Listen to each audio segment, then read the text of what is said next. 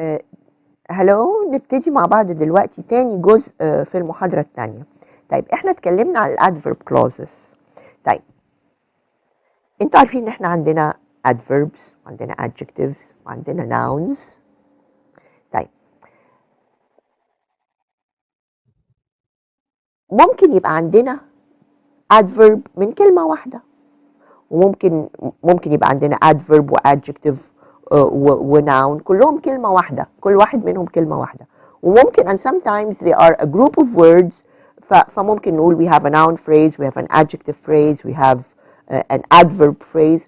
وزي ما شفتوا with adverb clauses I have a group of words with a subject and a verb. فبقول إن this is an adverb clause. يعني إيه an adverb clause؟ An adverb adds to or qualifies a verb. حتى يمكن باين من كلمتها من معناها adverb. You add something to the verb. بضيف لمعنى الفعل اللي عندي في الجملة. ممكن يبقى زي ما عندي adverb clause ممكن يبقى عندي adjective clause. طيب an adjective adds to the meaning of a noun. It qualifies a noun. ممكن كمان يبقى عندي noun clause. مش احنا قلنا ان احنا عندنا subjects وعندنا objects وعندنا كمان objects of a preposition. يبقى ممكن يبقى عندي one word which is a subject or an object of a preposition. ممكن يبقى عندي phrase برضو which is a subject, an object or an object of a preposition. ويبقى عندي برضو clause if it functions as any of these. يعني لو بتؤدي أي من الوظائف دي، إنها تبقى subject or object of the preposition. طيب تعالوا نبص مع بعض على الكلام ده وهو مكتوب، نقرأ مع بعض. More sentences with one clause. A clause is an adverb if it functions as an adverb. فهقول عليها adverb clause. If it functions يعني if it works as an adverb. That is if it adds to or qualifies بتوصف a verb. It is an adjective if it adds to or qualifies a noun. It's a noun clause if it functions as a noun. A noun, an adverb, or an adjective can be just one word, a group of words without a subject or a verb, phrase يعني, or a group of words with a subject and a verb. This is what we call a clause.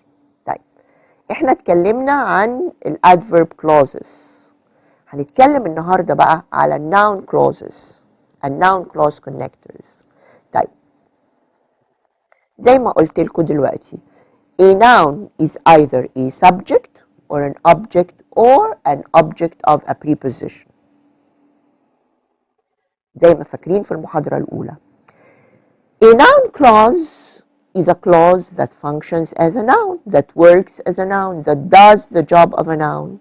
It is therefore either a subject يا إما تكون فاعل, an object مفعول, or an object of a preposition. قلنا إن اللي بيجي بعد الحرف the preposition بنقول عليه object of the preposition. طيب لو قلت مثلا I know where he lives. احنا عندنا هنا ايه؟ عندنا اول حاجة الاساسية بتاعتنا اللي هي I know subject and verb. طيب where he lives دي جت في مكان ايه؟ دي جت في مكان الobject. يبقى هقول this where he lives is a noun clause لان فيها اهي فاعل he وفاعل lives. هقول عليها this is a noun clause object. طيب نشوف الجملة اللي بعدها، المثال اللي بعده. I am not concerned. I am فعل وفاعل اهو. I am not concerned about. عندي هنا preposition. يبقى where he lives occupies the position بتشغل مكان ايه؟ object of the preposition. فهقول عليها it's a noun clause object of preposition.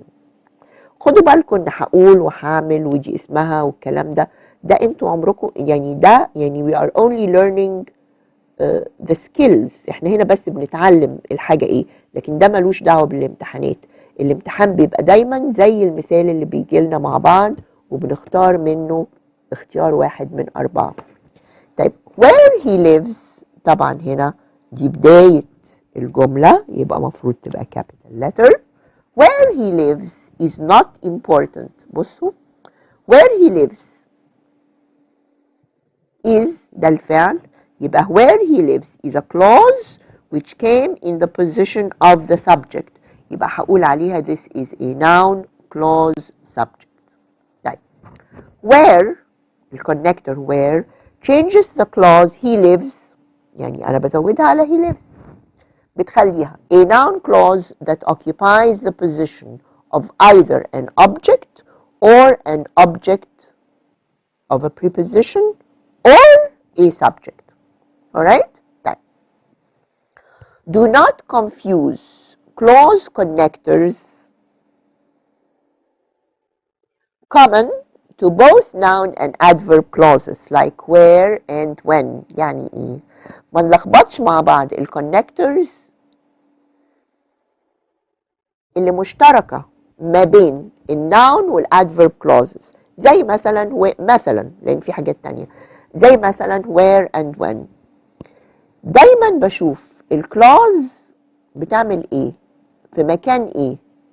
Always consider the position of the clause, whether it occupies the position of a noun in the sentence، فهقول عليها noun clause حتى لو بادية ب where and when، or the position of an adverb adding to or qualifying the verb.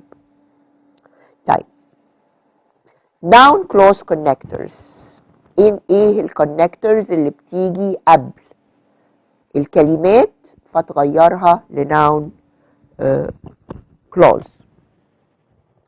بقول what, when, where, why and how, whatever, whenever, whether, if, without. يعني بقول مثلا I don't know if I am coming. ما اقولش ان if I am coming is an adverb clause، لان انا بقول I don't know. I don't know محتاجة وراها ايه؟ object، يبقى ده object of the verb. طيب noun clause as subject. طيب يبقى عندي subject verb I know، noun connector what، subject verb you did. لما اقول I know what you did يبقى what you did is a noun clause occupying the position of an object. يبقى I subject know verb. What you did is the object. The object here افرض ان انا بقول I know the story. The story is an object. طيب what you did اللي هي noun clause أو clause كاملة occupies the position of a noun which is an object in this sentence هتبقى noun clause object. طيب noun clause as subject. طيب افرض ان انا بقول what you did ادي الكونكتور وبعدين subject and verb you did was wrong verb والcomplement of the verb. طيب مش الجزء ده كله what you did the subject of the sentence was هي الفعل و wrong is the complement. يبقى what you did is the subject not subject and verb أو the subject and verb of the noun clause. أنا عندي the subject of the and the verb of the noun clause اللي هي you subject did verb. طيب was هي الفعل بتاع الجملة، فين السبجكت بتاع was؟ كله ده what you did اللي هي ما هياش كلمة واحدة لكن هي clause So the subject here is a noun clause and not just one word. طيب نشوف exercise 9 مع بعض. Each sentence below contains more than one clause. Underline the subjects once and the verbs twice. Circle or put in boxes the connectors and indicate if the sentences are correct or incorrect. طيب.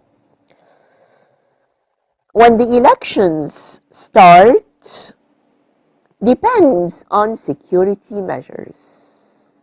When the elections start, when connector elections حتى لو مش عارفة معناها لكن اهي حاجة جاية في أول جملة وقبلها ذا تبقى noun وبعديها فعل تبقى هي subject. يبقى when the elections start وبعدين عندي فعل تاني depends on security measures. طيب إذا depends دي فعل يبقى عايزة ايه قبلها؟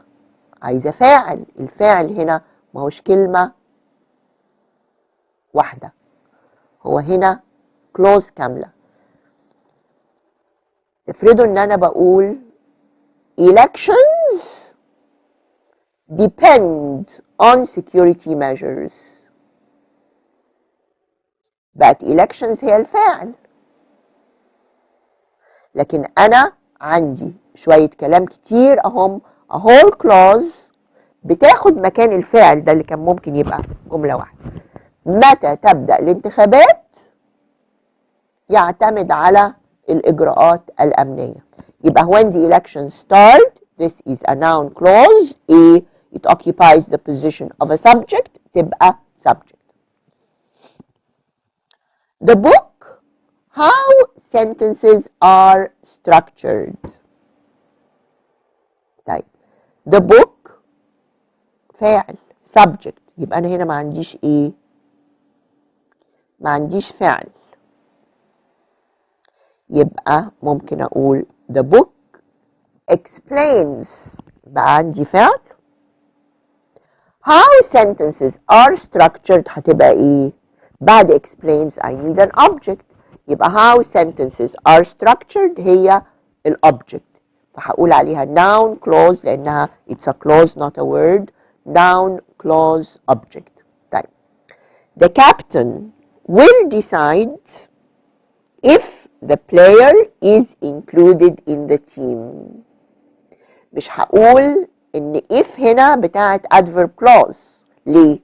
لان انا مثلا لو هقول I will come if I have time، يبقى if I have time بتزود لمعنى ايه؟ come، بتزود لمعنى الفعل، يبقى ساعتها هنقول عليها adverb. لكن هنا the captain will decide، الكابتن هيقرر ايه؟ هيقرر حاجة. he will decide something. بدل something اللي هي object أنا حطيت if the player is included in the team. يبقى if the player is included in the team because it occupies the position of an object is called a noun clause object. She refused، ادي عندي subject and verb اهو، to submit a complaint could not be understood by her boss.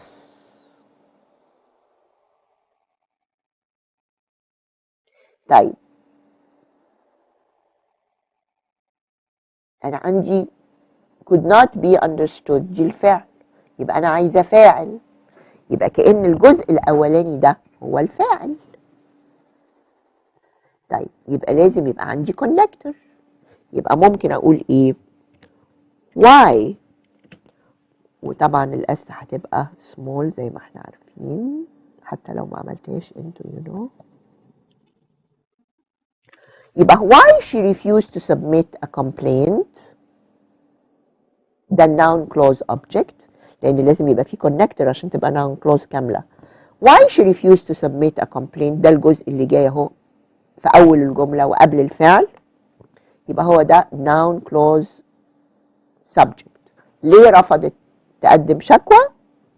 could not be understood by her boss، ما كانش شيء مفهوم للمدير بتاعها.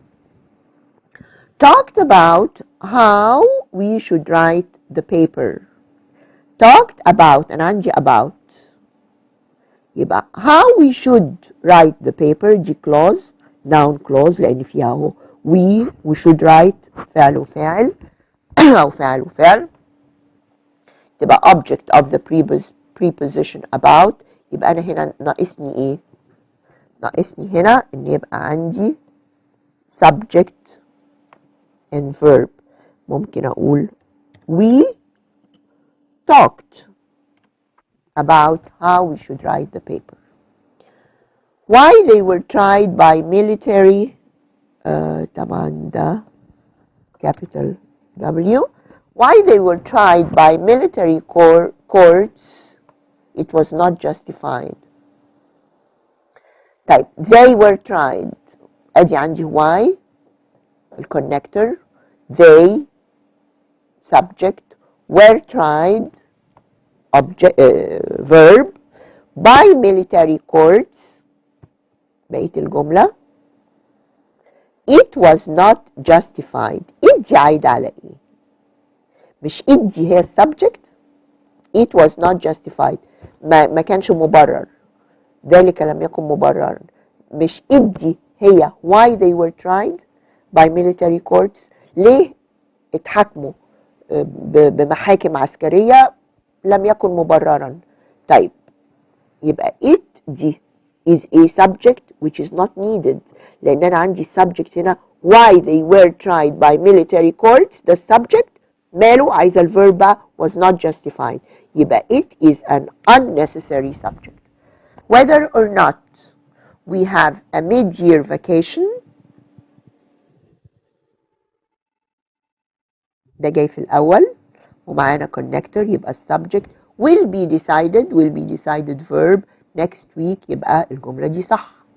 Whether or not we have a mid-year vacation هناخد أجازة ولا لأ في أول السنة will be decided next في وسط السنة will be decided next week. That the captain has not yet decided about the play. That the captain has not yet decided about the play. طيب أنا عندي captain أنا عندي هنا captain it's a subject has not decided is a verb وعندي هنا that يبقى ايه اللي عندي هنا في الجملة دي؟ أنا اللي في الجملة دي عندي بس النون كلوز علشان تبقى كاملة ممكن أقول إيه؟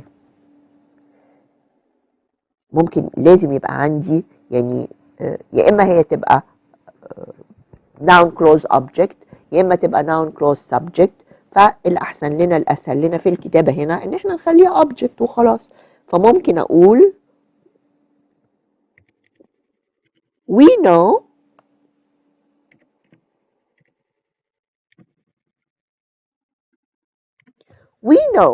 طيب بقى عندي subject verb and I need an object. We know what do you know? That the captain has not yet decided about the play هتبقى دي noun clause object.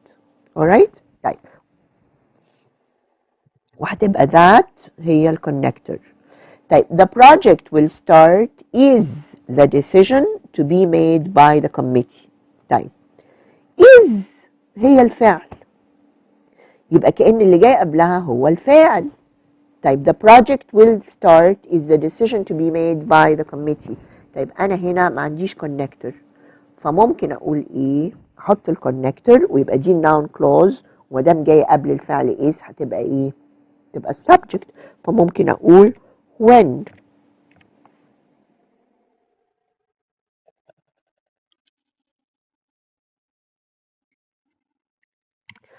the project will start متى يبدأ المشروع is الفعل is the decision to be made by the committee. نشوف نمرة 10. She always worked with whomever she chose and did whatever work she wanted. طيب she subject worked verb with preposition. طيب يبقى اللي جاي بعد with هيبقى object of the preposition. طيب هي object كلمة واحدة ولا phrase ولا clause؟ أنا عندي she chose subject and verb whomever connector، يبقى whomever she chose هيبقى noun clause object of the preposition with and did whatever work she wanted. And did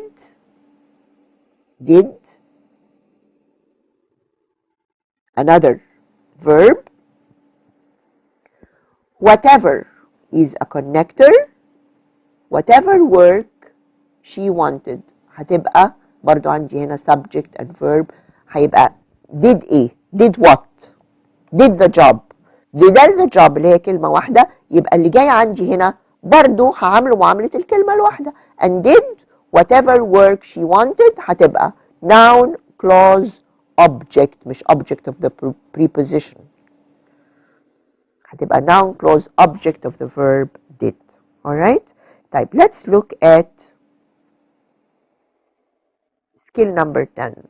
A noun clause connector can be a subject. يعني ايه؟ انتوا عارفين ان في noun clause connectors اللي اتكلمنا عنهم قبل كده، لكن في نفس الوقت الnoun clause connector ده ممكن يبقى السبجكت، ممكن يبقى الفاعل في الناون كلوز.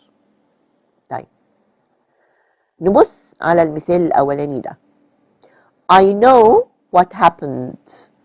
طيب انا هنا عندي two verbs، يبقى لازم يكون عندي two subjects.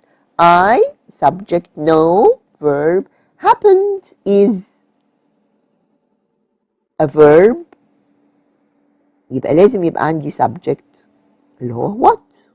So what here acts both as a connector and a subject for the noun clause. وانتوا عارفين ان دي اللي في البوكس دي is a noun clause، لان I subject no verb يبقى اللي جاي بعديها object. دي noun clause acting as object for the verb no. في الناون كلوز بقى نفسها هي المفروض ان فيها فعل اهو happened وفيها فاعل اللي هو what. يبقى what acts as a noun clause connector and as the subject in the noun clause. طيب تعالوا نشوف المثال اللي جاي ده. I care about what happened.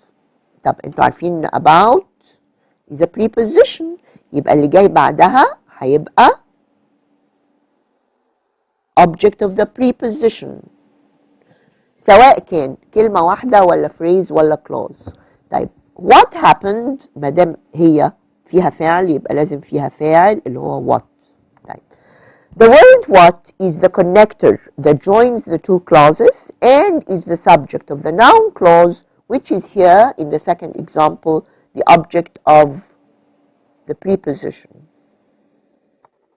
طيب تعالوا نشوف الجملة اللي جاية. احنا اتكلمنا دلوقتي على what happened as an object. Noun clause as an object. مرة as an object of the verb and another time as an object of the preposition. طيب تعالوا نشوف هنا بقى في الجملة دي. What happened must be revealed. طيب must be revealed دي ايه؟ must be revealed is a verb. بالنسبة للجملة كاملة the verb needs a subject. طيب what happened انتوا عارفين this is a noun clause subject. طيب نيجي بقى للnoun clause نفسها، مفروض ان فيها فعل اللي هو happened وفيها كمان subject اللي هو what.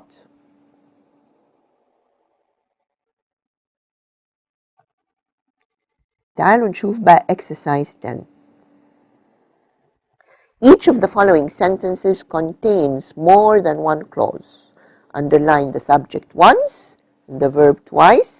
Italicize يعني نكتب بالخط المايل the connector. Put boxes around the noun clauses.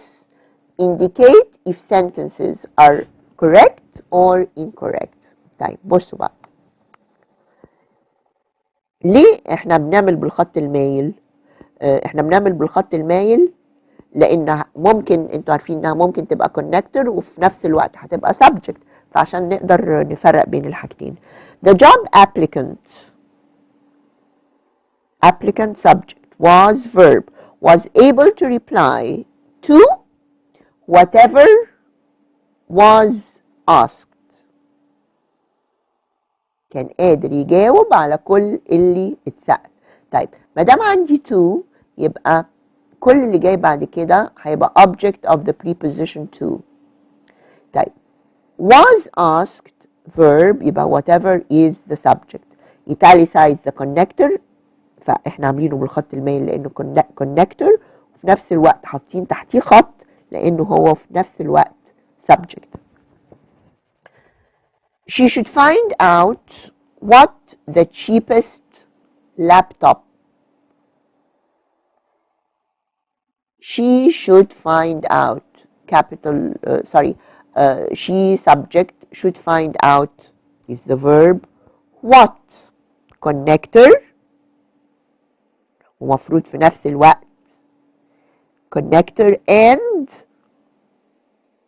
subject of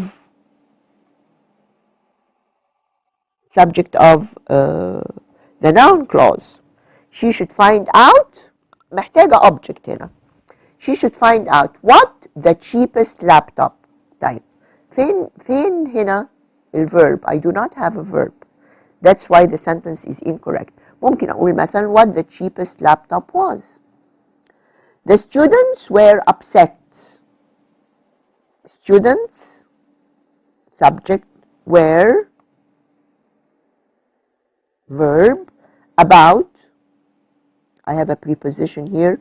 What was added? Was added to the exam. Was added طبعا هو الفعل يبقى what is the subject. يبقى الجملة دي صح. The students were upset about عايزة object of the preposition. What was added to the exam? What subject and was added verb. Whoever wants to go on the trip during the weekend. Whoever wants to go on the trip during the weekend. أي حد عايز يروح الرحلة في الأجازة. طيب whoever wants to go. طيب wants is the verb and whoever is the subject, and at the same time it is a connector. طيب whoever wants to go on the trip during the weekend قلنا ان ده subject. Paying at the office.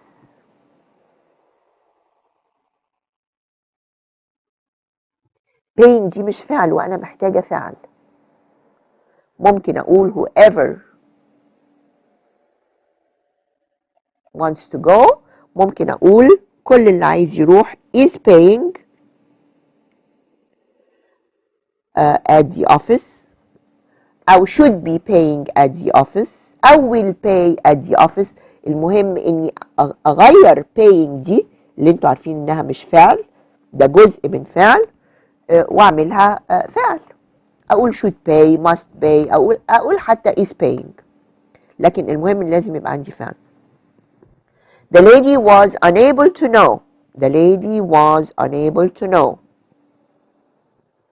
فاعل وفعل. Who she had stolen her money. بصوا الجملة دي كده، دي طبعا is incorrect. The lady was unable to know. The lady subject was verb.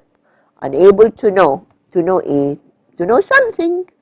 يبقى أنا محتاجة بعد to know أنا محتاجة إيه؟ محتاجة an object. Here it is a group of words with a verb اللي هو had stolen. يبقى أنا عايزة هنا إيه؟ أو عندي هنا a noun clause object، بس فيها حاجة غلط. طيب she wanted to know who she had stolen her money. طيب إذا who هي connector وفي نفس الوقت subject، يبقى subject ده ليه؟ This is an added wrong subject. Right. She wanted to know who had stolen her money, who is both a subject and a connector. We should elect whichever of the candidates، وخدوا بالكم whichever يعني بتستعمل كمان للعاقل لما أقول whichever. We should elect، مفروض ننتخب. We should elect subject and verb. Whichever. طيب مش بعد we should elect يجي object. Whichever of the candidates، يبقى whichever is the subject. Whichever هي الكلمة الأساسية على فكرة في السبجكت بتاع النون كلوز دي. النون كلوز هي whichever of the candidates seems best to us.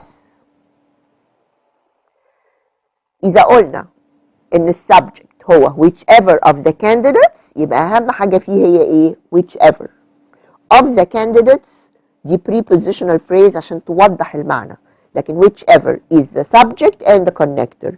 Seems is the verb. It was not easy to decide what was wrong and what was right. طيب it was، أنا عندي هنا 3 clauses على فكرة. It was not easy to decide. It subject was أو was not verb منفي.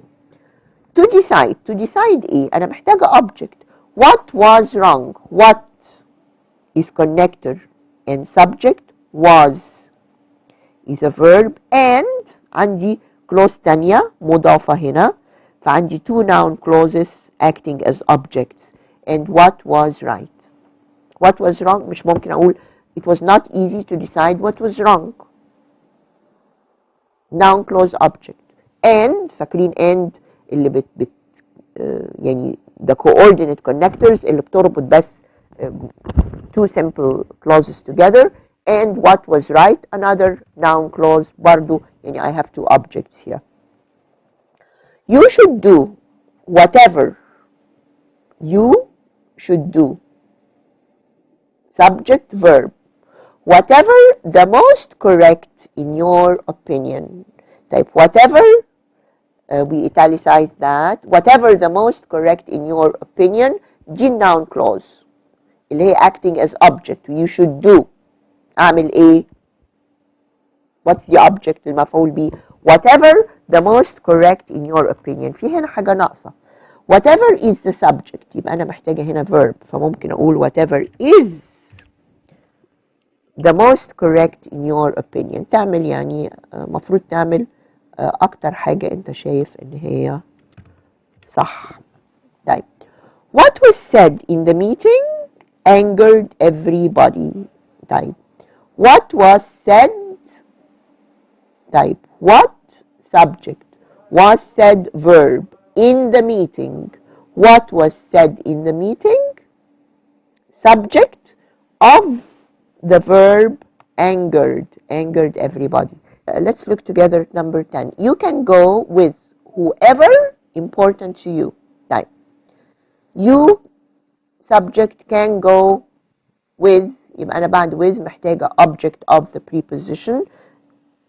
It's a clause لازم يبقى عندي فاعل ولازم يبقى عندي فاعل. طيب whoever is a connector and a subject important to you. This sentence is wrong because the noun clause does not have a verb. لكن لو قلت with whoever is important to you بقت الجملة صح. alright. طيب تعالوا دلوقتي بقى مع بعض نشوف أسئلة الامتحان هتيجي ازاي.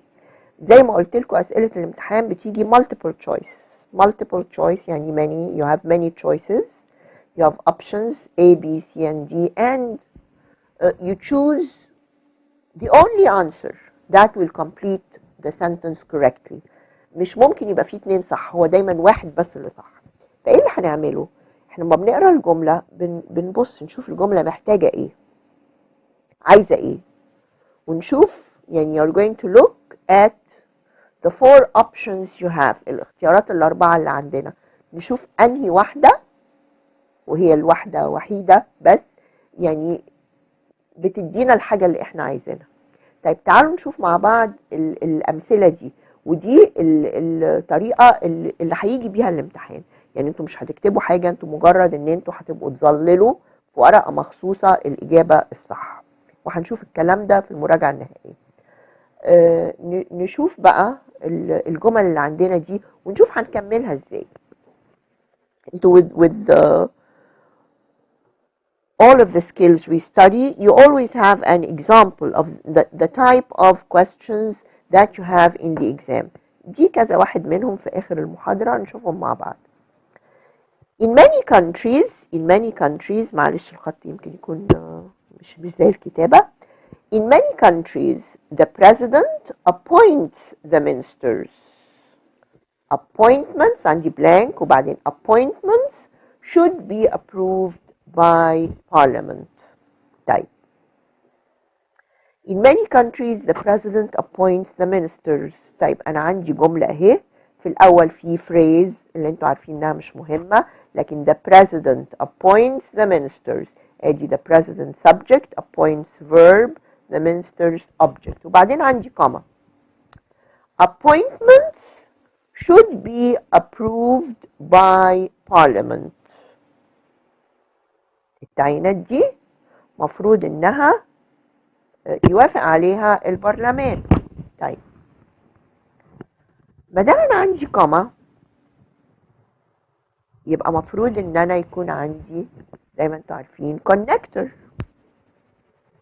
طيب لو بصينا الاول اختيار their appointments should be approved, their appointments should be approved by parliament is okay if it is a complete sentence، لكن ما هياش جزء من جملة ومفصولة بكوما. طيب but there، طيب أنا هنا عندي the coordinate connector اللي احنا عارفينه، وعندي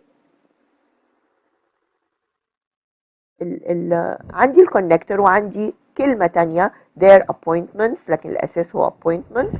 طيب يبقى I need the connector. ممكن حتى كنت أقول but appointments، لكن أنا ما عنديش هنا but appointments. but there is okay. طيب because there، ما اقدرش اقول because their appointments should be، لان انا ما عنديش هنا احتياج لاني اقول السبب. طيب with their طبعا ما تنفعش، يبقى انا هختار but their appointments should be approved by parliament. طيب نشوف المثال اللي بعد كده. Demonstrators were upset with TV reporters because، وعندي تكملة طويلة للجملة. طيب ما دام أنا عندي because يبقى I have what؟ I have an adverb clause. Why were they upset؟ طيب demonstrators were upset ادي subject and verb because. طيب بعد because introduces an adverb clause يبقى مفروض ان يبقى عندي subject and verb. Because not wanting the story on TV ما عنديش هنا لا subject ولا verb. Because the public to know things wrong. To know is not a subject. انتوا عارفين الفعل لما يبقى قبليه to ده ما بيبقاش subject، ده بيبقى مصدر. طيب because they did not tell the real story. They ادي subject did not tell verb. Because the story did not want. طبعا ده ملوش معنى الأخير ده، يبقى because ادي اللي معها subject and verb. Because they did not tell the real story. This is the correct answer. طيب اوكي نشوف آخر مثال.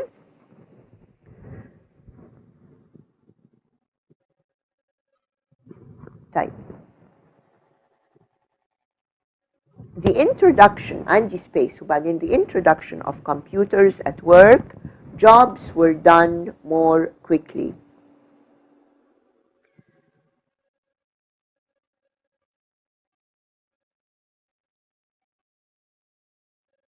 هنا عندي since the وده introduction، وبعدين ده طبعا ملهاش معنى لان في ده قبل كده. Later the introduction of computers at work. It was the introduction ممكن نشيل دي.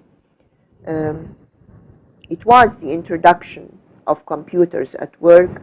Jobs were done more quickly. برضو الجملة هنا محتاجة ايه؟ الجملة هنا محتاجة ان انا يكون عندي connector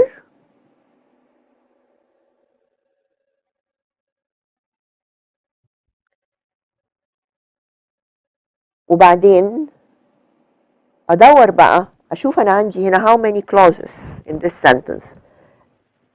لو قلت since the introduction of computers at work, what would you call this? Would you call this a phrase or a clause? Since the introduction of computers at work. مفيش هنا عندي لا فاعل ولا فعل. Jobs were done more quickly.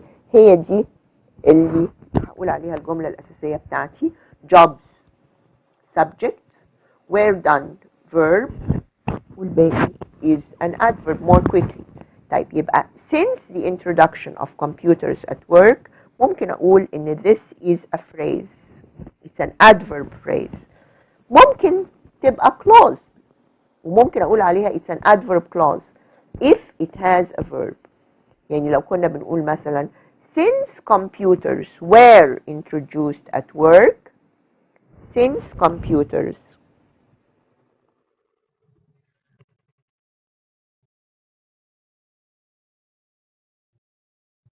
were introduced at work, jobs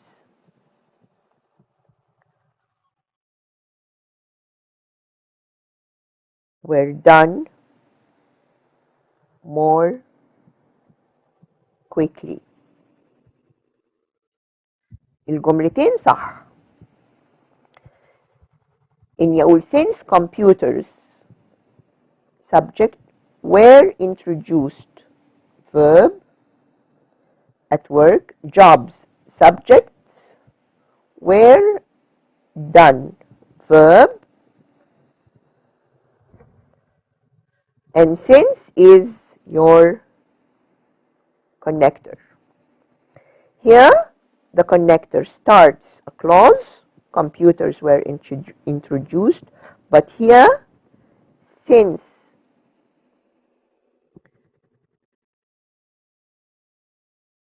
the introduction of computers at work مفيش هنا عندي أي فعل أو أي فاعل.